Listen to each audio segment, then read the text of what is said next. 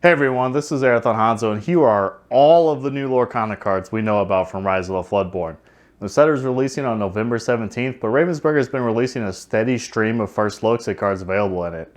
First up is Mulan, Soldier in Training, a beefy 4-cost card with Rush so it can catch questing characters by surprise. Hypnotize is an action card causing each opponent to discard a card. If you played a game yet with more than 2 people, I haven't tried it, but let me know if it's worked for you and if it was fun. Improvise is another action card that is also a combat trick. Gives the chosen character 1 strength for this turn and you draw a card. Mouse Armor is the first item card. It can give resist 1 to a character until end of turn. Bucky is a popular addition. The scroll card has ward, so it can't be targeted by opponents except for challenges. Its ability Squeak causes opponents to discard a card whenever you play a Floodborn character. Seems like you'll have an opportunity to really manage your opponent's hand size, since Bucky only costs 2. If you get enough Floodborn packs, you could really take advantage of Squeak efficiently. Robin Hood is the steel type with a skirmish ability, where you can exert to deal 1 damage to a chosen character. This will be useful in cleaning up early game characters and finishing off characters that narrowly survive a challenge.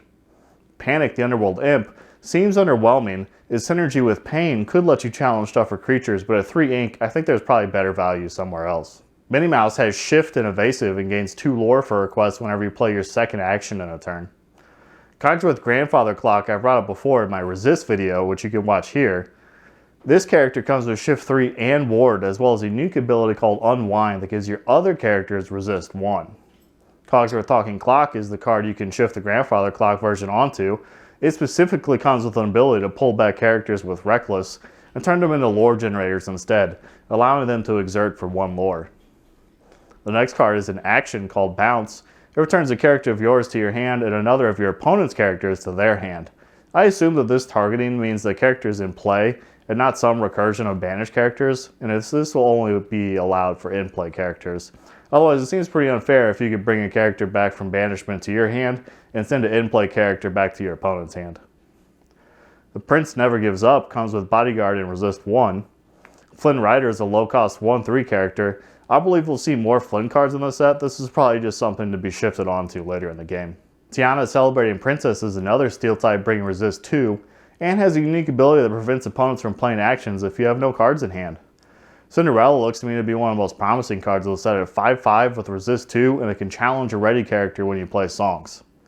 Gaston, Intellectual Powerhouse, has Shift 4 and the ability to develop Brain, which lets you look at 3 cards, put 1 in hand and 2 onto the bottom of the deck. Dinner Bell is an item that taps for 2 and lets you draw cards equal to the damage on a character, then it banishes that character. This is a good way to get some value out of a character that's about to be banished anyway, especially with cards like Robin Hood lurking around that can ping them for 1 damage. Raya Warrior of Kumandra is a simple 5/3 Ruby card. I hope we see something else here in a Princess combo with unrevealed cards. Belle Hidden Archer has a wild ability called Thorny Arrows that if she's challenged, the challenging character's owner discards their hand. Sorcerer's Spellbook looks to be a good way to get risk-free lore in those late turns with an extra ink available.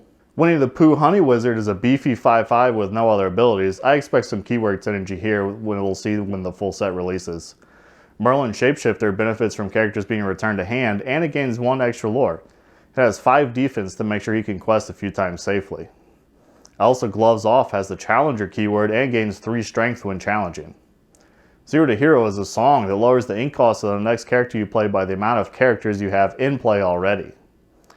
The Queen Commanding Presence card comes with Shift 2 and the ability Who is the Fairest that lets you reduce an opposing character's strength by 4 and increase one of your character's strength by 4 whenever the Queen quests. This will be great for clearing exerted opposing characters. Mickey Mouse Friendly Face has the ability Glad You're Here, which reduces the next character you play cost by 3 whenever Mickey quests. And boy, that was a whole lot of cards. I bet there are so many more cards too in this set that we don't even know about yet. I'm super excited for Rise of the Floodborn. I'm ready to get a whole bunch of new cards and put them into my set and actually be able to play some games with other people. I'm hoping that more people are able to get into the game with the release of this set. If you've heard about other cards that I didn't include in this list, please let me know in the comments. I'd like to take a look at them and see what I'm missing out on. Otherwise, I hope you guys are ready. November 17th isn't that far away. I hope you enjoyed this video and thanks for watching. Take care.